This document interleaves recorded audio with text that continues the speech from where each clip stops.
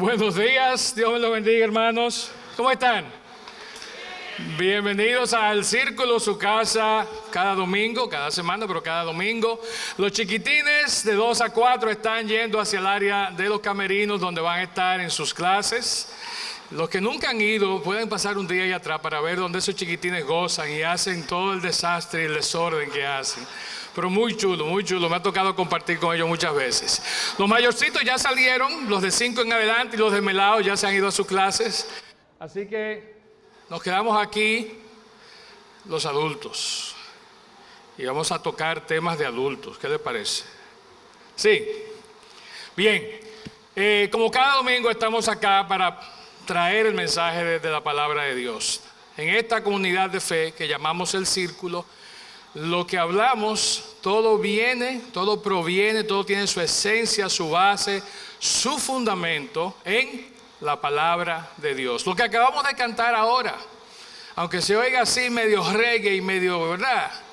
Y paloma, pero eso tiene fundamento bíblico. Amén. ¿Creemos eso? Bien, en esta mañana vamos entonces a hablar una vez más sobre temas que tienen que ver con la palabra de nuestro Dios. Les voy a pedir que se pongan de pie brevemente, 30 segundos. Vamos a orar para presentar este tiempo a nuestro Señor. La razón por la que estamos aquí hoy es para escuchar la voz de Dios hablándonos. Así que estemos con corazones dispuestos y disponibles para recibir el mensaje que Dios tiene para cada uno de nosotros. Eso es lo precioso de la palabra de Dios. Nos encuentra y nos habla en el lugar y en la situación en la que estamos. Amén. ¿Creemos eso? Como dice mi amiga Orfa Luna por ahí, ¿verdad? Creemos esto. Así que nada, oramos. Padre bendito, te damos gracias, Señor, por el privilegio de estar, Señor, aquí en tu casa, en esta mañana, Señor, gozándonos con las alabanzas a tu nombre, escuchando la verdad de tu palabra a través de las canciones, de las letras, Señor, que nos animan, nos motivan, Señor, a cada día a querer ser mejores personas y mejores cristianos. Ahora pedimos que nos guíes, Señor, a través de tu palabra, con el mensaje que tú has preparado para cada uno de nosotros en este día. Nos presentamos todo esto y te damos las gracias en el nombre de Cristo Jesús. Amén. Amén, mis hermanos, pueden sentarse. Veo que me pusieron a la persona con el tiempo bien adelante para que yo no pueda alegar la miopía. Bien.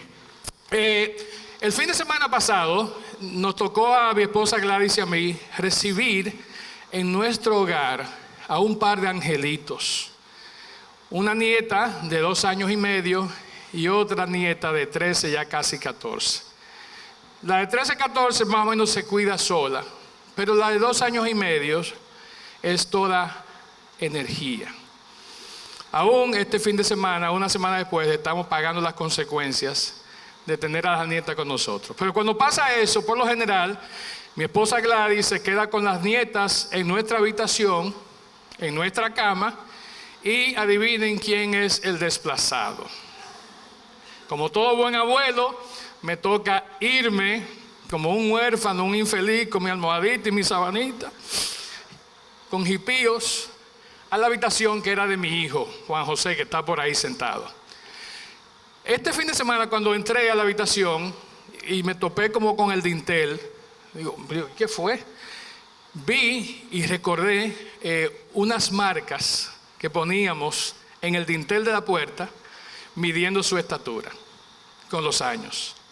Y esas marcas, ya él se mudó y se casó, tiene hijos propios, ¿verdad? Pero esas marcas todavía están ahí. Y esas marcas fueron midiendo. ¿Cuánto hicieron eso alguna vez? En alguna pared de su casa. Una sola persona. Más nadie tenía como esa curiosidad. 2, 3, 4. ¿Verdad? De ir midiendo su progreso. Midiendo cómo iban creciendo. A los papás que tienen hijos pequeños, les recomiendo que lo hagan porque es bien chulo.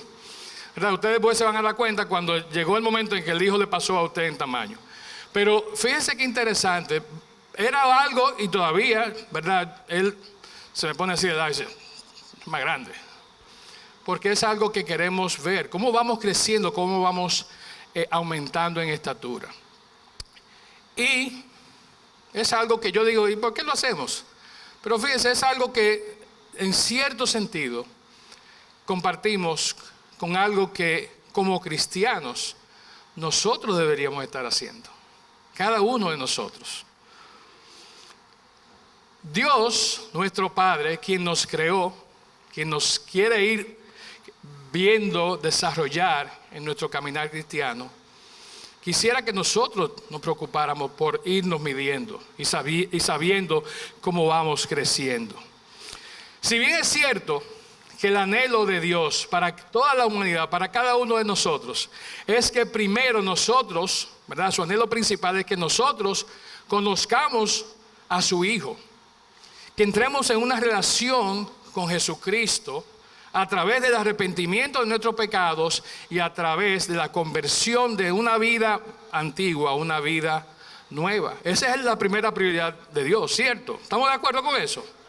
Ahora, la segunda prioridad es que nosotros podamos, como dice en Efesios 4:13, alcanzar la medida de la estatura de la plenitud de Cristo. Esas son las prioridades del Señor para nosotros. Primero, que dejemos nuestra pasada manera de vivir y que tomemos en serio el sacrificio de su Hijo que hizo por nosotros en la cruz. Y segundo, que cada uno procure alcanzar la estatura, la plenitud que Cristo, como hombre humano de carne y hueso, igual que tú y que yo, alcanzó en esta tierra. Y para nosotros, y lo vamos a ver más adelante, muy fácil, sí, pero Cristo era el Hijo de Dios y tenía el Espíritu de Dios y claro, iba de robo. No, Cristo, igual que tú y que yo, era de carne y hueso, con los mismos deseos carnales, tentaciones, ¿verdad? Situaciones, carácter que tenemos. Sin embargo, Él en obediencia se sometió al Padre. Y de eso quiero que hablemos un poquito en el día de hoy. El domingo pasado, Fausto nos traía un mensaje sumamente interesante. Nos preguntaba si la mano de Dios se había secado, ¿verdad? Y obviamente sabemos que la mano de Dios no se ha secado, que la mano de Dios sigue activa. Ahora, la pregunta era realmente para nosotros: ¿cómo está tu vida entonces en accionar con Dios? Y dijo que había dos cosas principales que nosotros, para poder tener la vida que Dios quiere que tengamos, debíamos de hacer. ¿Quiénes se acuerdan? ¿Quiénes estaban aquí la semana pasada? Fausto nos cuestionó y nos invitó a hacer dos cosas. Primero fue que a llevar una vida de oración. Y esa vida de oración, acompañarla por una vida de lectura de la palabra. Ya, sencillo, orar y leer la palabra. No 15 minutos, no en el carro como él decía, no de que voy a poner la vida completa en lo que estoy en el tapón, sino realmente dedicar tiempo a la oración y al estudio, al escudriñar. En el discipulado de matrimonio estamos viendo las disciplinas espirituales, y la disciplina espiritual que habla de la lectura de la palabra no habla de lectura ni de estudio, habla de la asimilación de la palabra. Esas dos cosas. Entonces así vamos a poder cumplir con lo que dice ese versículo. Efesios 4:13 dice de una forma más ampliada que todos podamos estar unidos por la fe y el conocimiento del Hijo de Dios, hasta que lleguemos a ser un hombre perfecto, una mujer perfecta, a la medida de la estatura de la plenitud de Cristo. Amén. Y esa es la tarea tuya y mía como creyentes.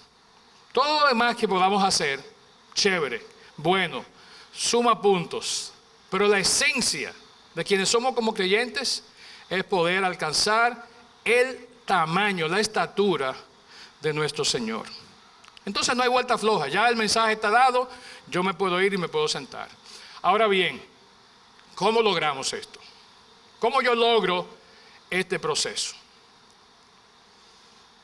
Muchas veces no es nada más midiéndome, yo tengo que hacer algo. El niño que se mide para ver si está creciendo y no come, no se alimenta, no juega deportes, no hace otras actividades, posiblemente quizá por naturaleza va a crecer, pero no se va a desarrollar plenamente. Debemos de ejercitarnos, debemos de dejar que otras personas, en el caso del creyente, que van más adelante que nosotros en el caminar cristiano, que han pasado pila de problemas y de situaciones, nos guíen. Debemos dejar que personas, en el caso de que tengamos alguna situación emocional, ¿verdad?, que tengamos que dejarnos tratar, debemos de dejar que personas con grados médicos en ciencias de la conducta, con carácter cristiano, nos acompañen y nos guíen. Debemos de hacer todo eso. Entonces, nada, vamos a dejarnos llevar por los demás, vamos a dejarnos conducir, aconsejar, pero sobre todo, y es el título de nuestro mensaje en el día de hoy y de la serie que estamos comenzando específicamente, vamos a dejarnos guiar por el Espíritu.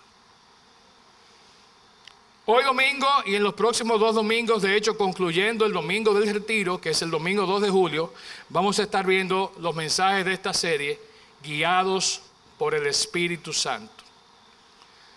Así que les aconsejo, el de hoy no se lo van a perder, espero que no, están aquí pero se pueden perder todavía, pero nada, no se pierdan el de hoy, el del domingo que viene no se lo pierdan y el del domingo del retiro no se lo pierdan. Si no van a poder ir al retiro desde el viernes o el sábado, hagan todo el esfuerzo de ir el domingo al culto. Vamos a terminar nuestra serie allá, así que por favor traten de mantenerse conectados estos 3 próximos domingos para que puedan absorber la esencia de nuestra serie, guiados por el Espíritu Santo. Bien, hoy vamos a comenzar hablando de la presencia, de la promesa y el poder del Espíritu Santo. ¿Le damos? Sí. Bien, les recuerdo a los que tienen por ahí la información y a veces la ponemos en pantalla, pero las notas de YouVersion de este mensaje, lo que yo voy a estar hablando, los versículos que voy a estar citando, está todo disponible para ustedes en YouVersion. Si pueden irse al Instagram del Círculo, no es lo recomendable porque se van a entretener, pero vayan ahí, vayan al Linktree y ahí van a encontrar un acápite que dice notas del mensaje. Bien, vamos a comenzar hablando entonces hoy primeramente de la presencia del Espíritu Santo. Y quiero comenzar haciendo una pregunta, y aquí no sé si tengo dinero, quizás 50 pesos, pero quiero incentivarlos. La pregunta es la siguiente: ¿cuándo llegó el Espíritu Santo a la tierra? Y los que están en la nota están viendo el chivo. Pero, ¿cuándo llegó el Espíritu Santo a la tierra? ¿Qué día? Vamos a poner eso así más fácil. ¿Qué día llegó el Espíritu Santo a la tierra? Alguien que sepa, rápido. Pentecostés. ¿Cuánto apoyan en la teoría de Pentecostés? Levantemos la mano. Bien, tiene como 5 seguidores, Dominic. No te candidaté para nada. ¿Cuándo? En la creación. ¿Cuándo en la creación, José?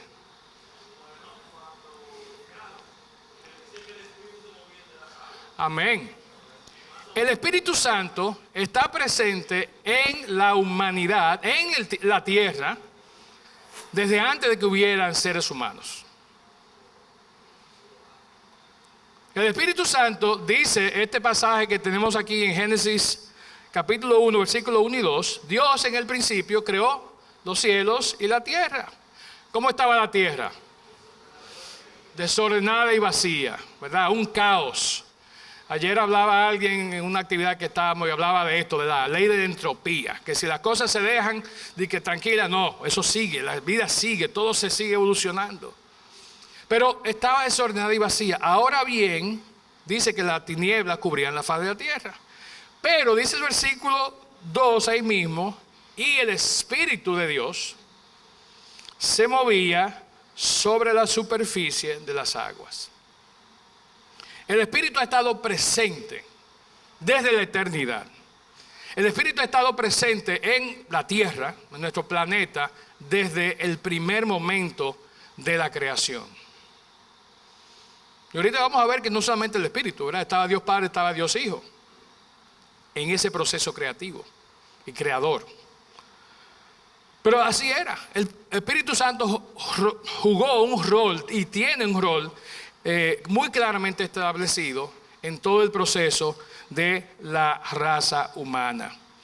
Lo interesante y es que no es solamente que Él se movía sobre las aguas, ¿verdad? Porque ¿qué nos dice eso? Uno se imagina, como cuando uno ve esa película, una nave espacial o lo que sea, flotando sobre las aguas y sacando un dedito y poniéndolo en el agua y viendo ¡qué chulo! Eso no era lo que hacía el Espíritu. El Espíritu tenía una función, un rol, un trabajo muy específico.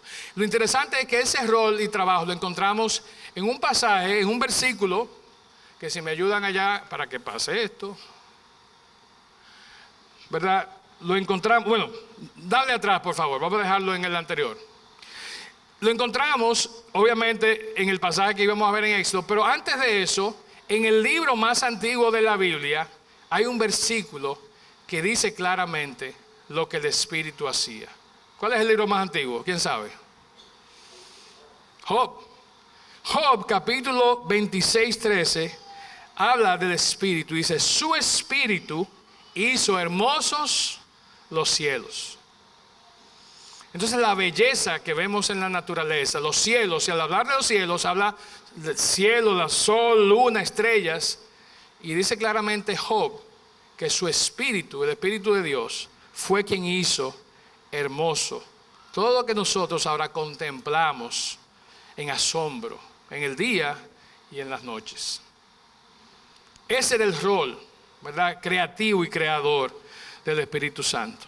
Ahora sí, Éxodo 3, 31, 1 y 2 dice lo siguiente. Luego el Señor le dijo a Moisés, mira, he escogido específicamente a Bezalel, el hijo de Uri y nieto de Ur, de la tribu de Judá.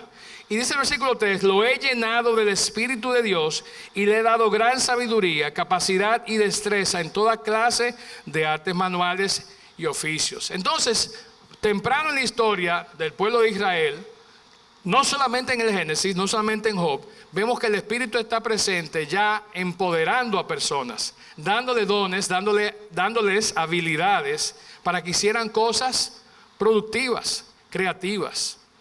Muchos de los que estamos aquí, y antes de comenzar el tiempo del culto, tenemos un momento de oración, siempre damos gracias a Dios por los dones, habilidades, por los talentos que Él nos ha dado. Porque si lo tenemos, si lo estamos usando al servicio de la obra, es porque Dios le dio el gozo, la satisfacción, el placer de dárnoslo. Para que lo usemos, no simplemente para lucirnos, sino para servirle a Él. Y así lo hacía desde la antigüedad. Dios también mandaba su Espíritu sobre personas en momentos particulares para funciones particulares. Y el libro de Jueces es uno de esos ejemplos. Jueces 3, 7 al 10 dice que los israelitas hicieron lo malo delante de los ojos del Señor. ¿Verdad? Pobre israelita, le toca todo a ellos, pero dicen los dominicanos hicieron lo malo. Los americanos hicieron y siguen haciendo lo malo. ¿Verdad?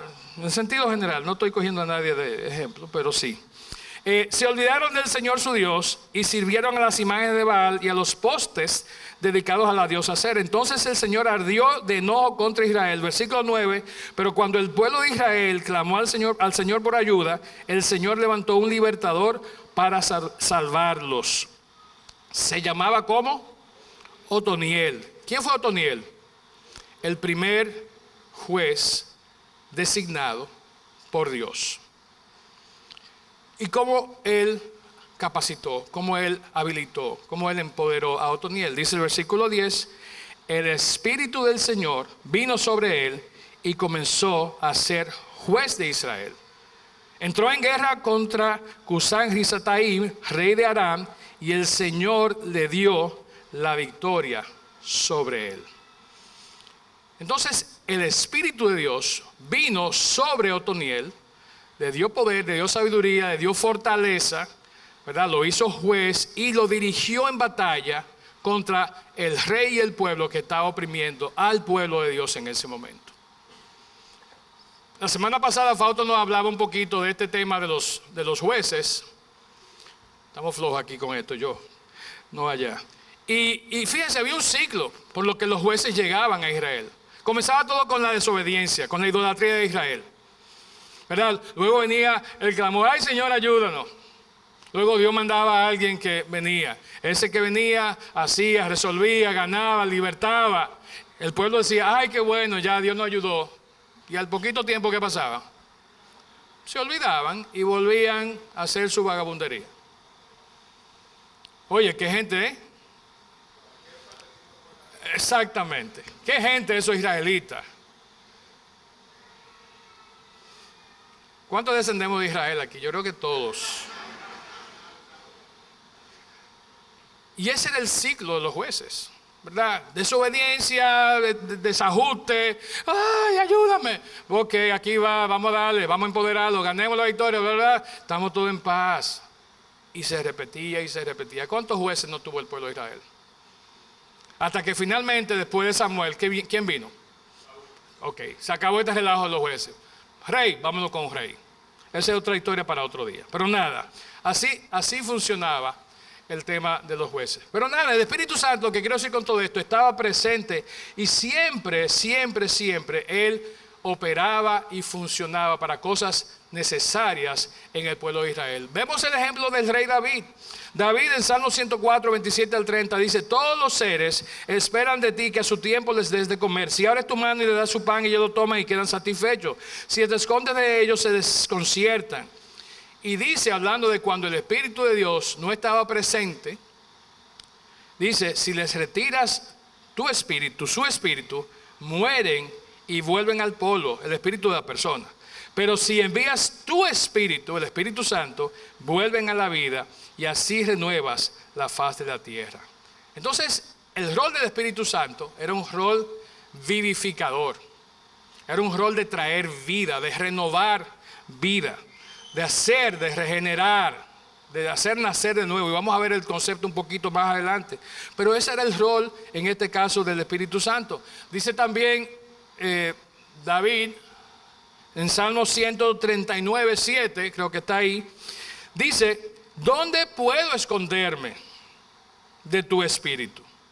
¿Cómo podría huir de tu presencia? Si subiera yo a los cielos, allí estás tú. Si me tendiera en el sepulcro, también allí estás. Si levantara el vuelo hacia el sol naciente, o si habitara en los confines del mar, aún allí tu mano me sostendría. Tu mano derecha no me soltaría. Entonces el Espíritu era ubicuo, estaba en todas partes, en todo lugar. Y miren lo que dice David: si yo me voy aquí, me voy allá, no puedo huir de tu Espíritu. Tu Espíritu está en todas partes. Tu mano derecha, ¿verdad? Hablando de como la fortaleza a través del Espíritu, dice: no me soltaría. Aquí cantamos, ¿cómo que cantamos aquí? No me soltarás. Ese, ¿verdad que sí? Es de ahí que viene. En lo alto, en lo bajo, en lo ancho, en lo profundo, en ningún lado, de ninguna manera, Dios no nos suelta. ¿Quiénes somos los que soltamos la mano de Dios? ¿Verdad? Entonces Él está ahí para nosotros. Pero nada, no es tiempo de dar boches, sino de que veamos lo que hace el Espíritu Santo.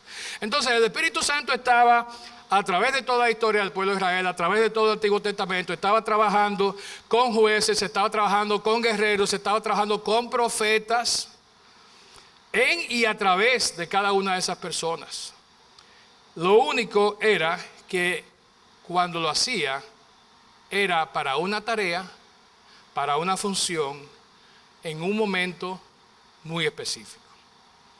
Como leímos hace un ratito atrás, el Espíritu venía sobre. Con los jueces, el Espíritu venía sobre ellos. Con Sansón, ¿recuerdan Sansón? Sansón hizo muchísimo desacato. Pero hubo un momento en que él dijo: mándame el Espíritu de nuevo, ya por última vez me voy a llevar a toda esta gente conmigo.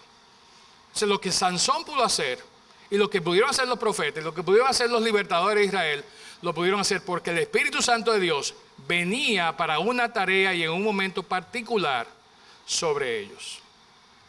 Ahora bien, eso cambió radicalmente después de esa época. Ese fue el caso en el Antiguo Testamento, ese fue el caso en el Antiguo Pacto. ¿Qué fue prometido que pasaría con el Espíritu? Hubo una promesa.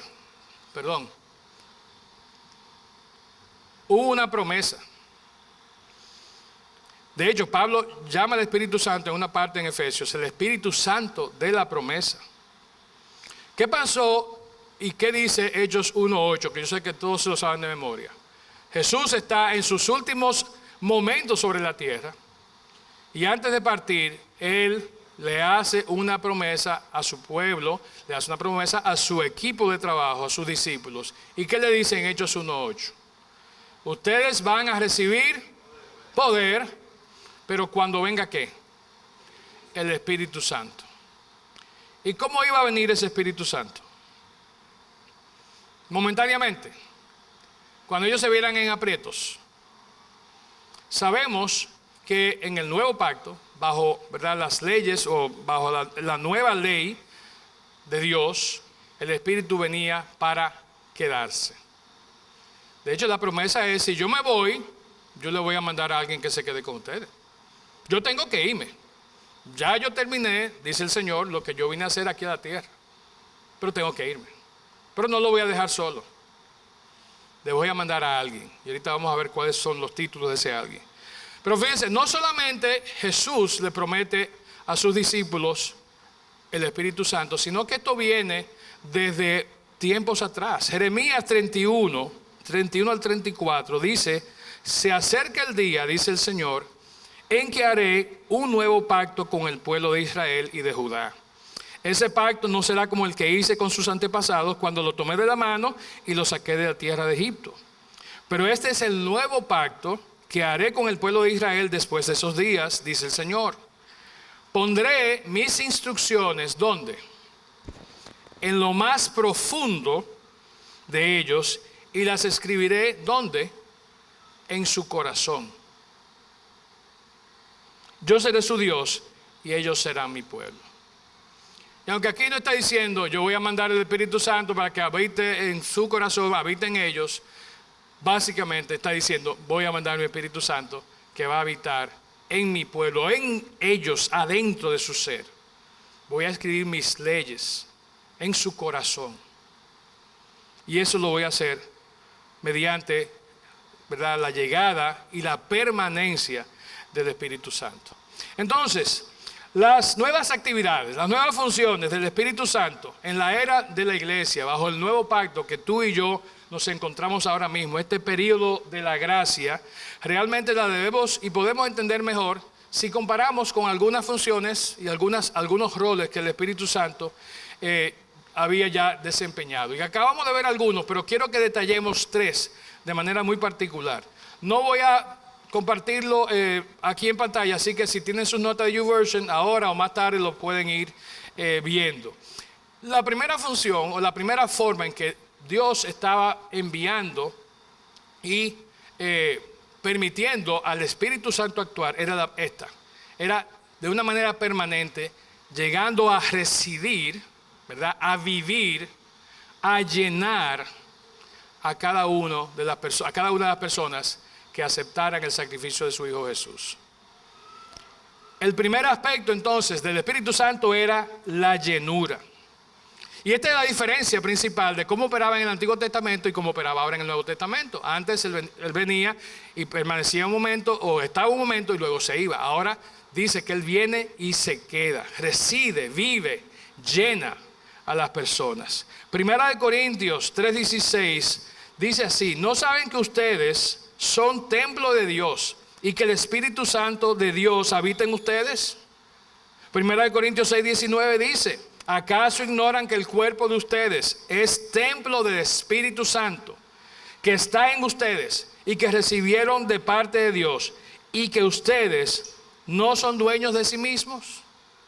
Dice claramente, la Biblia lo dice, Pablo lo dice desde las profecías, el Espíritu Santo viene y habita en el creyente.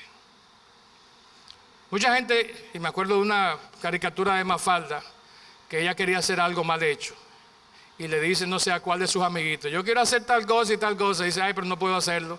¿Y por qué? No, porque el inquilino me dijo como que no lo haga, la vocecita me dijo que no lo hiciera. Ese inquilino, esa vocecita de acá la Mafalda, en el caso nuestro del creyente, se llama Espíritu Santo. Esa voz que escuchamos o ese sentir que nos llega en un momento dado cuando estamos o pensando o a punto de hacer algo que no es lo que es, que no debe ser, se llama la voz, el accionar, la presencia del Espíritu Santo.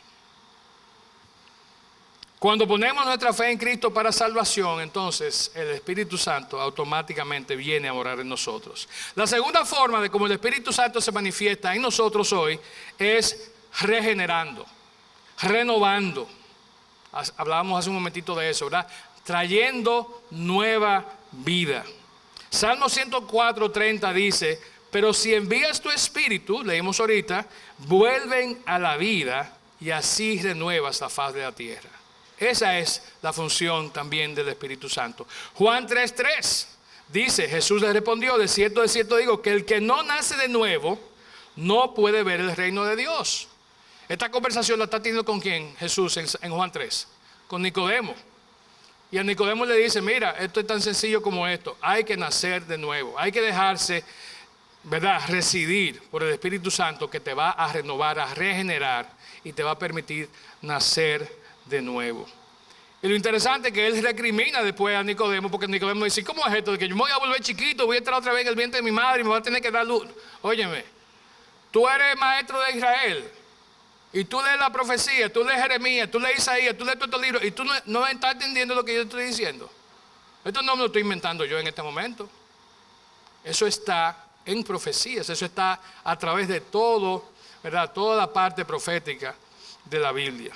Lo tercero entonces que hace el Espíritu Santo en cada uno de nosotros es transformarnos. Transformación.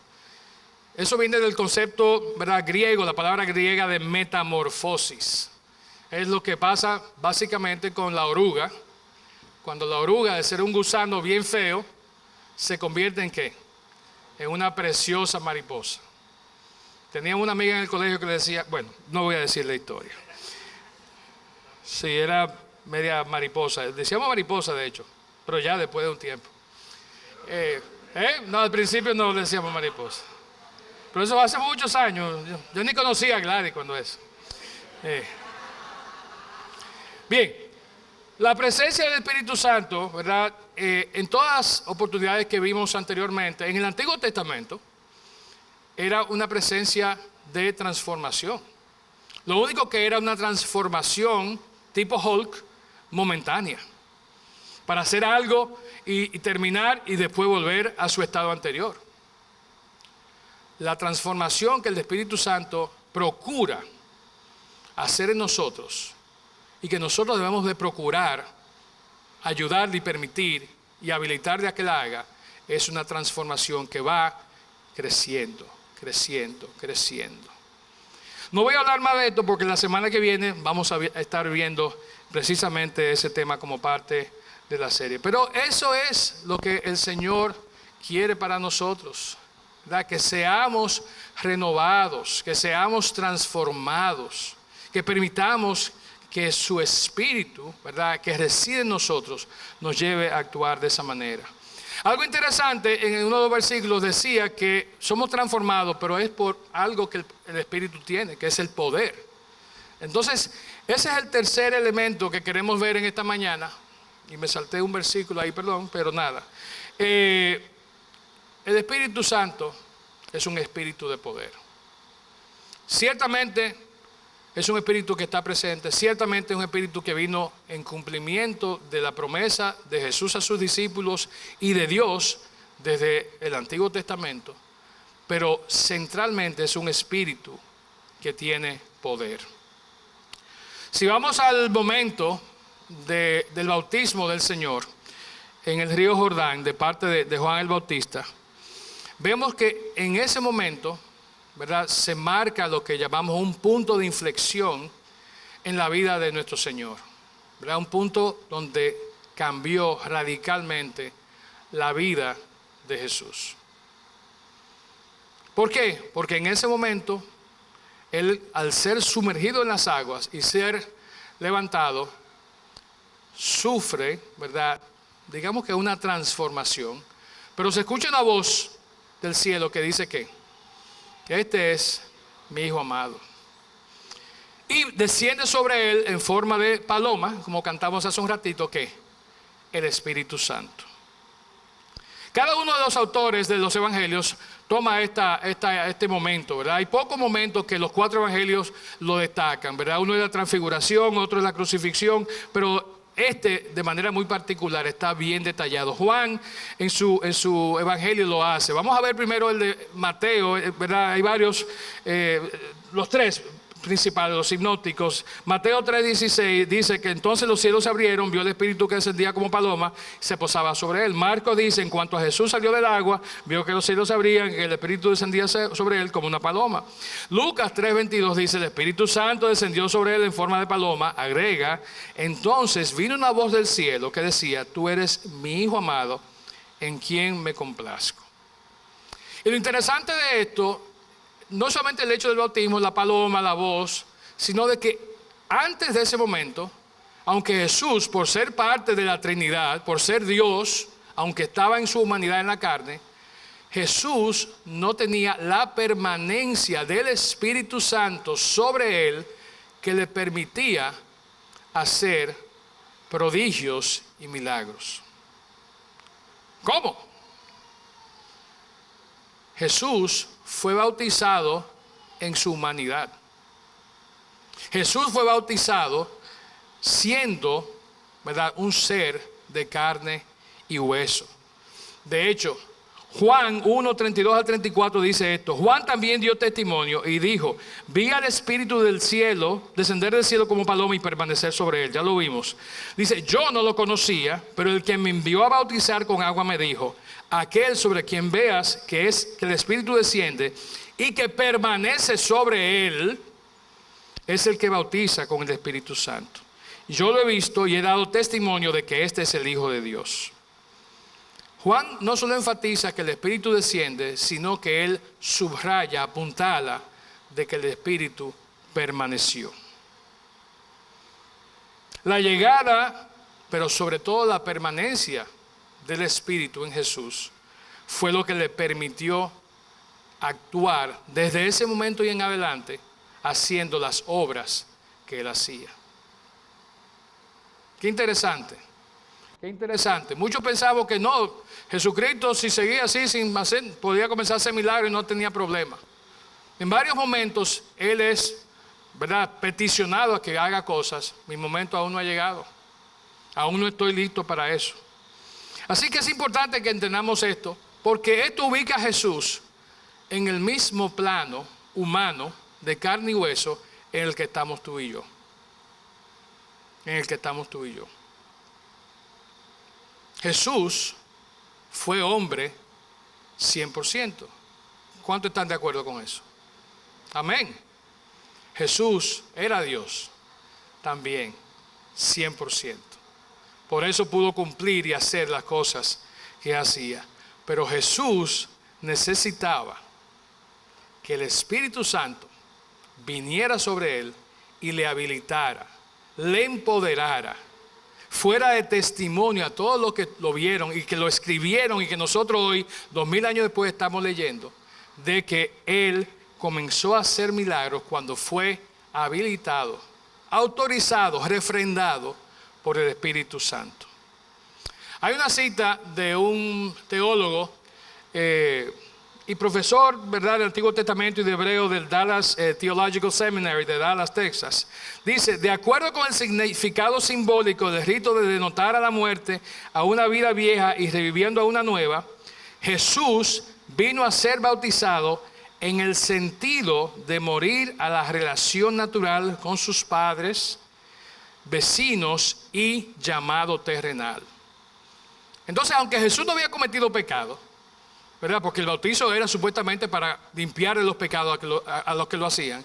Aunque Jesús no había cometido pecado, él fue bautizado para crear un momento histórico, una marca, diciendo, ya yo dejo detrás de mí toda la relación y función solamente humana que yo he hecho hasta ahora.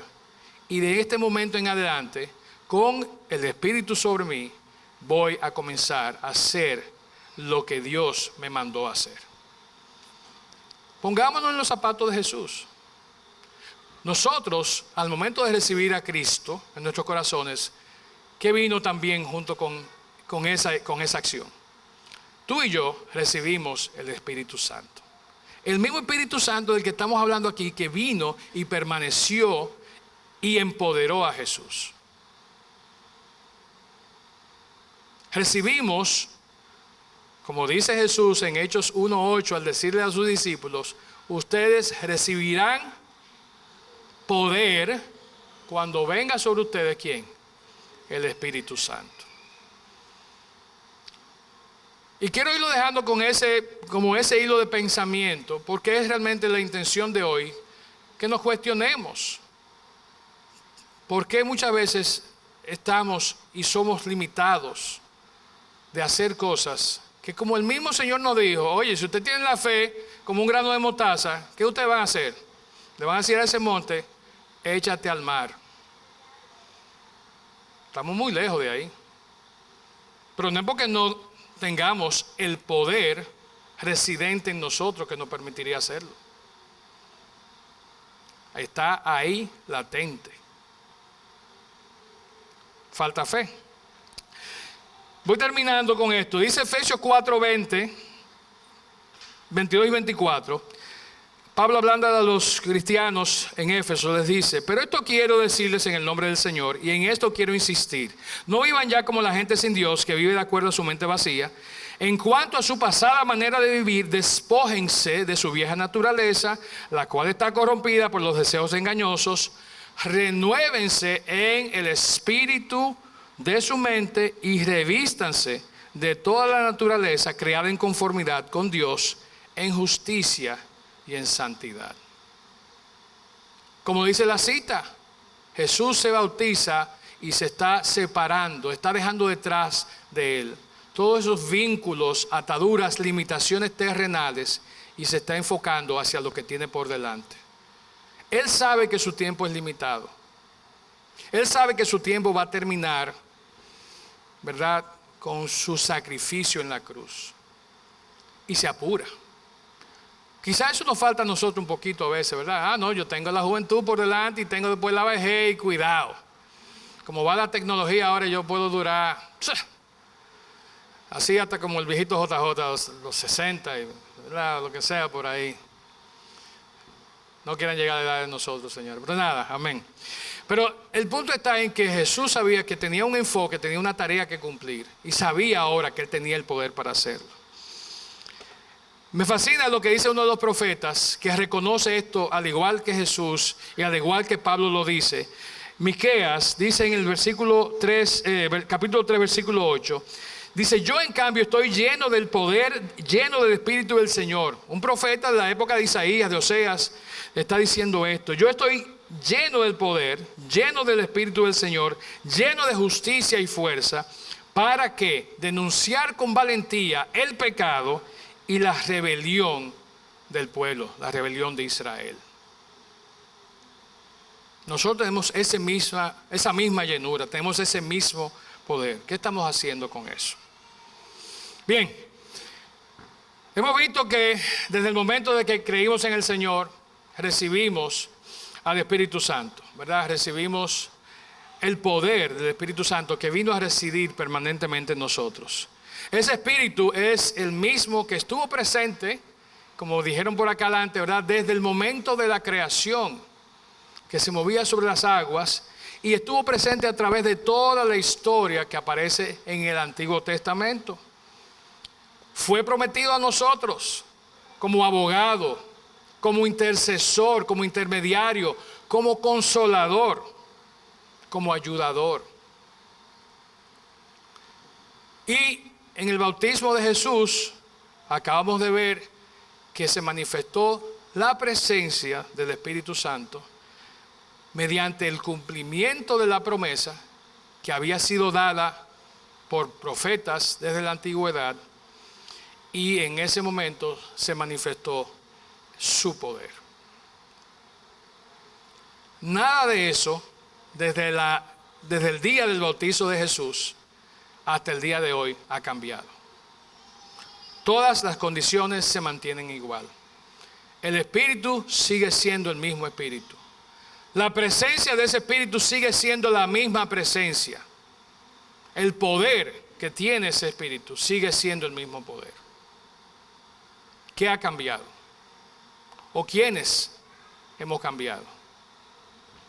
¿Qué estás haciendo tú, qué estoy haciendo yo para o magnificar y aprovechar eso que el Señor nos ha dado, o para limitar, para disminuir, para una de mis palabras favoritas, para hacerlo minullido, ¿verdad? Para hacerlo menor. O le damos para un lado o le damos para el otro. Simplemente la decisión está en ti, está en mí. ¿Qué vamos a hacer con la presencia del Espíritu Santo en nuestras vidas? ¿Vamos a dejar que quede ahí dormido, que quede latente? ¿O nos vamos a activar nosotros y vamos a activar el Espíritu para hacer grandes cosas iguales que las que hizo nuestro Señor? Iguales que las que hizo nuestro Señor. Es a través de su Espíritu que Dios entonces nos sigue animando a continuar y a esforzarnos y a desarrollarnos permanentemente. Tu meta, la mía como creyente, es precisamente como comenzábamos hablando, que podamos todos, a través del Espíritu Santo, alcanzar la medida de la estatura de la plenitud de Cristo. ¿Por qué no nos ponemos en pie para terminar en oración?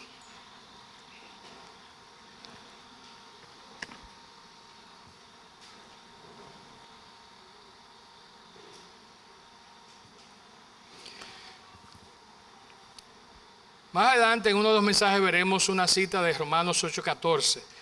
Y ahí Pablo habla claramente a los romanos y nos invita, nos dice que nos dejemos, que permitamos ser guiados por el Espíritu. Y si cumplimos eso en nuestras vidas, vamos a ver cambios increíbles. Debemos partir ciertamente del fundamento de la oración y de la lectura de la palabra. Y debemos de aceptar entonces y reconocer que si hemos creído en el sacrificio de Jesús, recibimos el Espíritu Santo de la promesa, que su presencia habita en nosotros y que tenemos el poder para obrar a través de ese Espíritu. La decisión es tuya, la decisión es mía. ¿Permito que el Espíritu Santo obre o lo dejo ahí tranquilito sin molestarlo? Para muchos de nosotros el Espíritu Santo ha estado ahí desde el día de nuestra conversión tomando una siesta, hibernando. En el caso de otros no, el Espíritu Santo se ha despertado de vez en cuando, hace alguito y vuelve a descansar. El Espíritu Santo quiere estar obrando continuamente, cada día, cada momento de tu vida de manera poderosa. Pero para eso tú, yo, tenemos que permitirle a Él obrar. Debemos estar abiertos, debemos estar receptivos a su dirección y debemos de anhelar ser llenos por el Espíritu Santo cada día de nuestras vidas. Inclinamos nuestras cabezas, cerramos nuestros ojos y oramos a nuestro Señor. Padre, muchísimas gracias por tu palabra, Señor, que como dice ella misma es cortante, es eficaz, penetra, Señor, hasta lo más profundo de nuestro ser. Y nos ayuda, Señor, a entender las cosas que tú has querido que entendamos, Padre. Señor, te rogamos que tu Santo Espíritu que mora en nosotros sea quien nos anime, nos jamaquee, Señor, nos mueva a accionar. Que nos guíe, Señor, y nos permita caminar por el sendero, Señor, que tú has trazado para nuestras vidas. Que permitamos, Señor, que tu Espíritu alinee, Señor, los planes divinos, Señor, que tú tienes para cada uno de nosotros, con los planes que vamos trazando, muchas veces un poco miope en nuestras vidas, Señor. Padre, por favor, ilumínanos. Por favor, Señor, haz que tu Espíritu, Señor, nos incomode, nos jamaquee, Señor, nos saque de nuestro centro y nos mueva a reflexión. Nos mueva, Señor, a buscar entender cuál es tu voluntad para nuestra vida cada día. Ahí donde estás, quiero invitarte a que tomes 30 segundos y le pidas esto mismo al Señor. Pídele, Señor, muéstrame qué tú quieres que yo haga. Señor, que tu Espíritu me guíe, que tu Espíritu me ayude a ser lleno, a alcanzar la estatura, la medida, la plenitud de Cristo. Pídeselo.